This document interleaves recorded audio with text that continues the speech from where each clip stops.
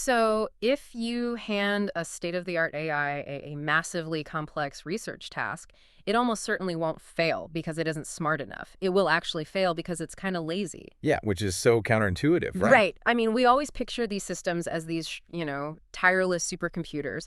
But when they're given the choice between hunting down a dense primary source document or just summarizing a mildly inaccurate blog post, the AI often just takes the path of least resistance. It absolutely does. It goes for the easy win. Exactly. And that is exactly what we are exploring in today's deep dive. We're looking at a system designed to basically force AI to do something it naturally resists, which is methodically checking its own work. So, welcome in. Glad to be here for this one. Our mission today for everyone listening is really cracking the ultimate delegation dilemma. When you ask an AI to browse the web, read 50 pages of documents, and execute hundreds of clicks, how do you know you can actually trust the final answer without, well, doing the entire project yourself to verify it? Right, because the current paradigm for a lot of users is just crossing their fingers and hoping for the best. Yeah, pretty much. I mean, we rely on these deep research agents, or DRAs as they're called, to do the heavy lifting. But the fundamental bottleneck in generative AI right now, it isn't generation. It's reliability. It's trusting the output. Exactly. Yeah. So to break through that, we are diving into a brand new technical report. It's authored by researchers at Tencent AI Lab, the Chinese University of Hong Kong, Singapore Management University, and Renmin University of China. And they've developed a system called DeepVerifier. And the approach they take is fascinating because they aren't trying to build like a larger model with more raw compute power. Right. No, not at They're actually trying to teach existing models the historically human skill of self-critique and reflection. So, okay, let's unpack this because we all know large language models struggle with hallucinations. Oh, definitely. We've all seen it. Right. But I always assumed that was a failure of the model's internal logic, like that it just confidently generated a fake fact in a vacuum. But you're saying it's actually a retrieval failure. It's just grabbing the wrong data to begin with? Basically, yeah. To build DeepVerifier, the researchers first had to perform a sort of autopsy on how these agents actually break in the real world. They could Yeah. just guess. They needed hard data. Exactly. So they built what they call the DRA Failure Taxonomy. They unleashed Claude 3.7 Sonnet, which is, a highly capable frontier model, on 90 incredibly complex web tasks. And these came from a really rigorous data set called Web Aggregator QA. Okay, so 90 tasks. That doesn't sound like a ton, but these are complex, right? Super complex. Yeah. And they monitored every single microstep. So nearly 3,000 individual agent actions were recorded and analyzed. Wow. Wait, 3,000 discrete actions? Yeah. So Yeah. they're literally watching every search query it formulates, every single link it clicks, every paragraph it decides to read or ignore. Every single move. And through that massive observational study, they identified 555 specific error points, which allowed them to map AI failures into 5 major classes and 13 subclasses. Okay, so they have this whole map of failure. Right. And when they looked at the data, the number one culprit wasn't a reasoning failure. It wasn't the AI failing to synthesize complex ideas. The single biggest point of failure was just finding sources. Okay, I want to push back on that a bit, or at least drill into the mechanics of it.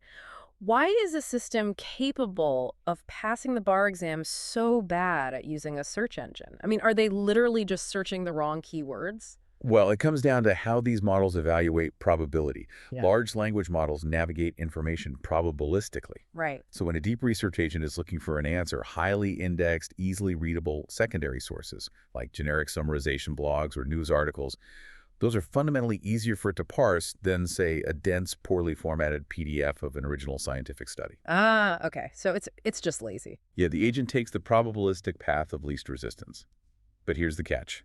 If that secondary source has a slight misinterpretation, the AI ingests that flawed premise. Oh, wow. And from that point on, every subsequent logical step the agent takes is poisoned. So the foundation of the house is built on sand, even if the framing is perfect. That's exactly the dynamic. Yeah. Now, the second biggest point of failure in their taxonomy actually is reasoning. Okay. What does that look like? This usually manifests as the agent jumping to premature conclusions before it has actually gathered all the necessary evidence. So it just assumes it knows the answer halfway through. Basically. And after that, you see problem understanding, where the agent drifts completely away from the original prompt. Then you have action errors, which are mechanical, like the AI failing to click a button correctly, on a user interface. Oh, like UI interaction failures. Yeah. And the final category is simply timing out. Early, tiny mistakes create such a cascade of confusion that the agent hits its maximum allowed steps and just gives up. It just throws its hands up. Pretty much. That structural breakdown is incredibly helpful, but it brings up a massive logical paradox for me. Okay, what's that? If the deep research agent is already making mistakes because it is confused or pulling from bad sources, why would we trust another AI judge to grade its work? Ah, right. Wouldn't a second AI look at the exact same bad data, fall victim to the exact same probabilistic path of least resistance, and make the exact same mistake? That is the million-dollar question. And what's fascinating here is how the DeepVerifier architecture completely sidesteps that paradox. How so? Well, they don't ask the judge to do the same task as the original agent. They rely on a core principle called the asymmetry of verification. Oh, I love this concept. Let me frame it for you listening. Imagine I hand you a blank pad of paper and ask you to write a heavily researched 10-page essay on the nuances of quantum physics entirely from memory. That's terrifying. Right. The cognitive load required to generate that from scratch is astronomically high. But imagine instead I just hand you a single sentence and a heavy physics textbook, and I ask, does the textbook say this exact sentence on page 4? Right. It's a completely different task. Exactly. That second task takes almost zero cognitive load. That is the asymmetry. Generating a complex answer from scratch is brutally difficult. But verifying a localized, highly specific fact against a provided piece of evidence is incredibly easy. That is the perfect way to visualize it. And it explains mechanically why previous attempts to build agent as a judge models failed so spectacularly. Because they were doing it wrong. Yeah. In the past, developers would essentially ask the AI judge to resolve the entire complex task from scratch just to see if the answers matched. They were basically asking the judge to write the 10-page quantum physics essay all over again. Which defeats the purpose. Completely. Predictably, the judge AI would suffer the same cognitive overload, get confused by the same secondary sources, and fail. DeepVerifier fundamentally shifts the workload.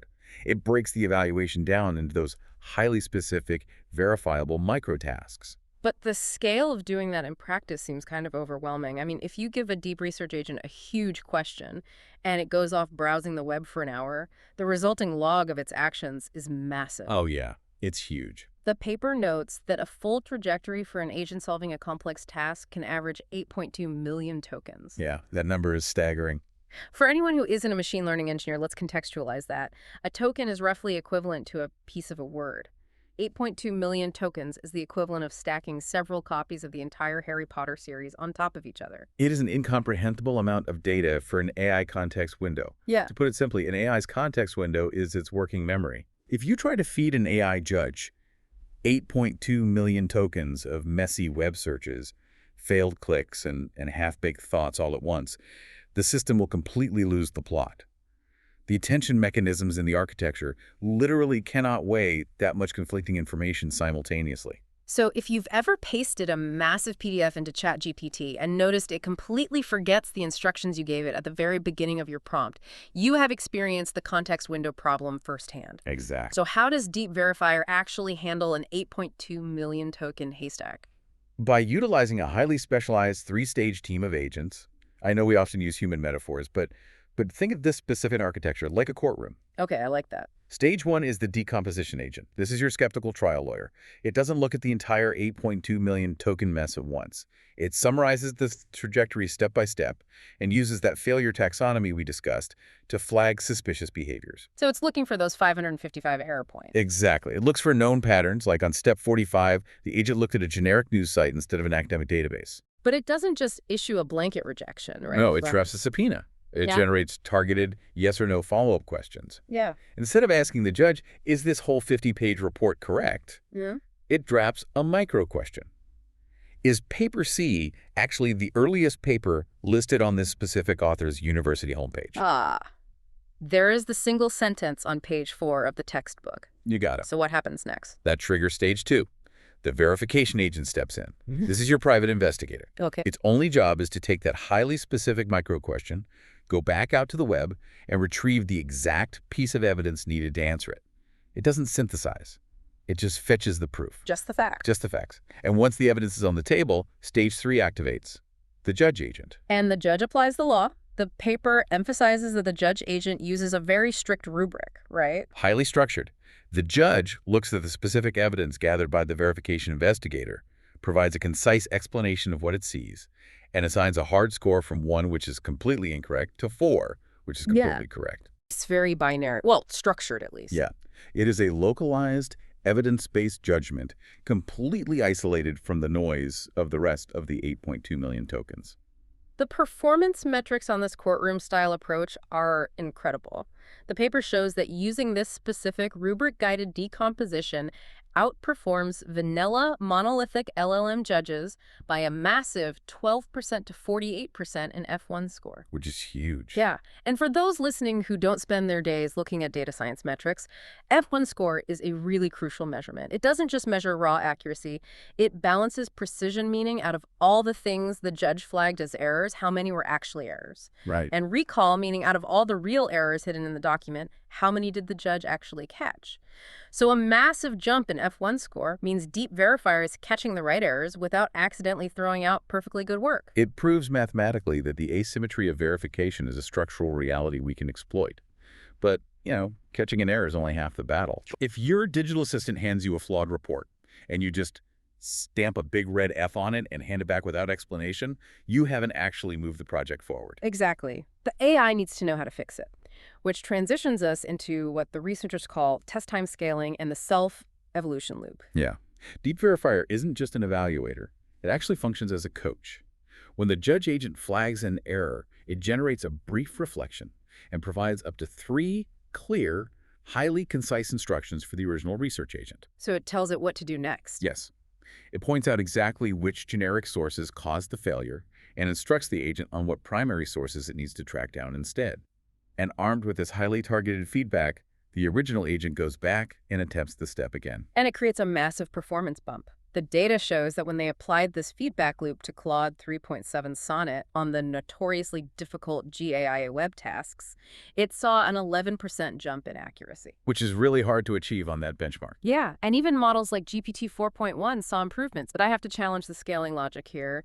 Okay, go for it. If giving the AI targeted feedback makes its output 11% better, why stop there? Why not just loop the feedback cycle 50 or 100 times? Does the system just get infinitely more accurate with infinite compute time?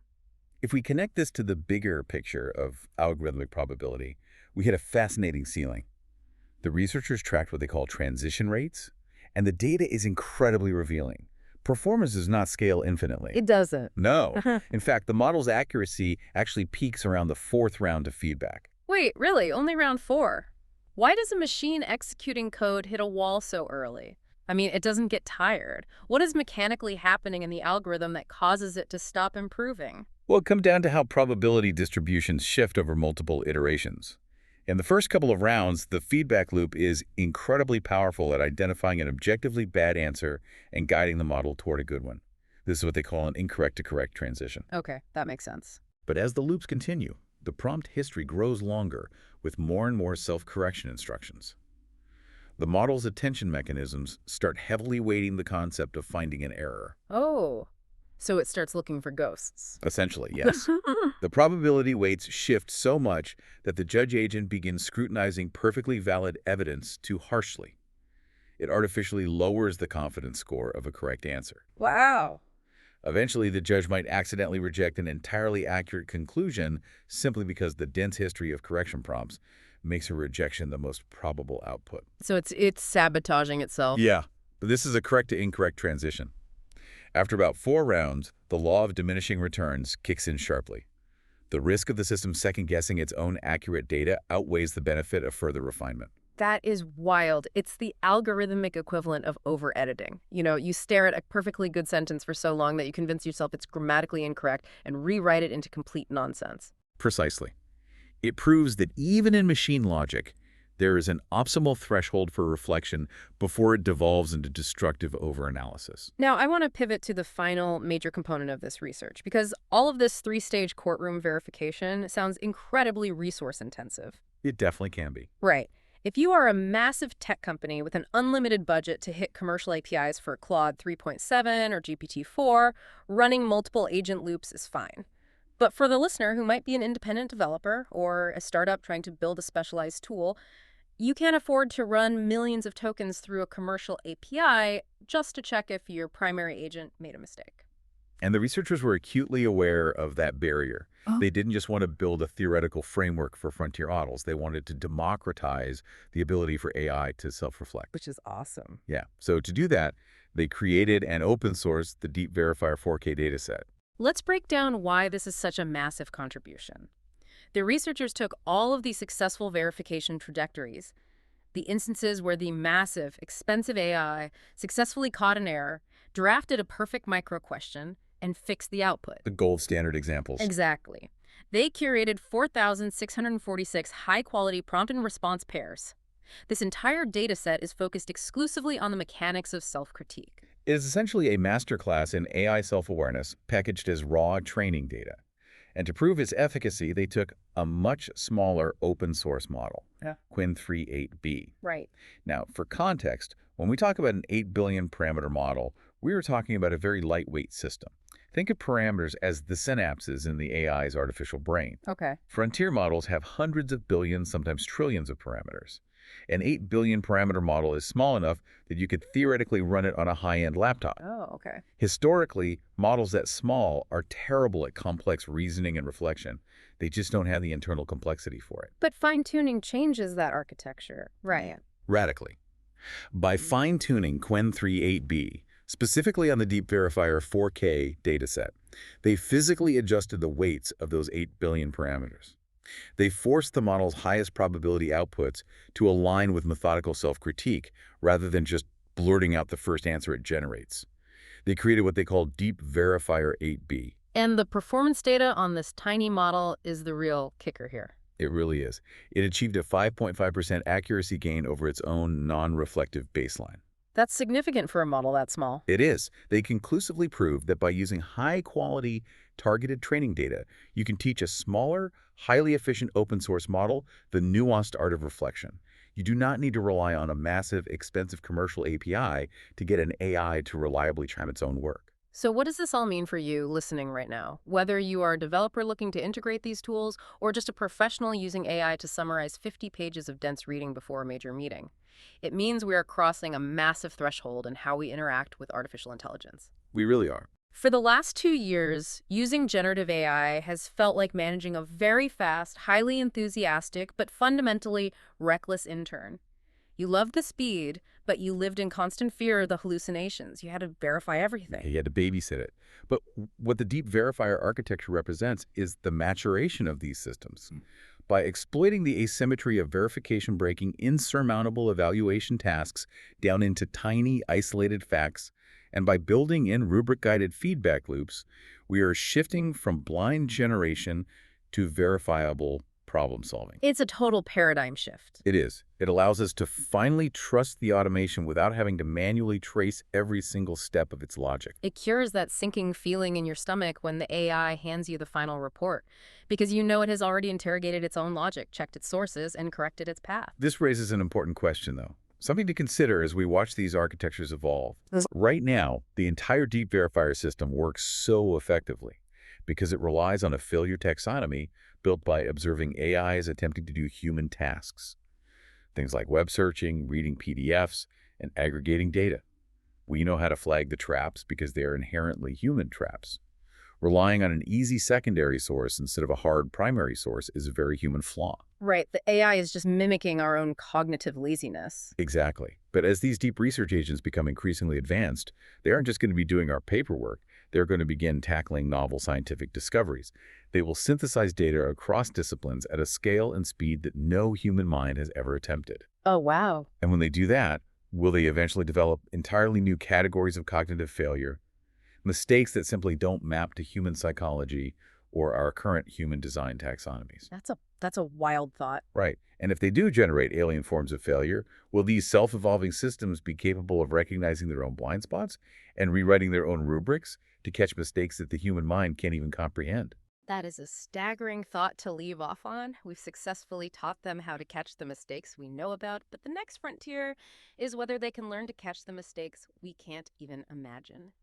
Thank you for joining us on this deep dive. Keep questioning the information around you, and we will catch you next time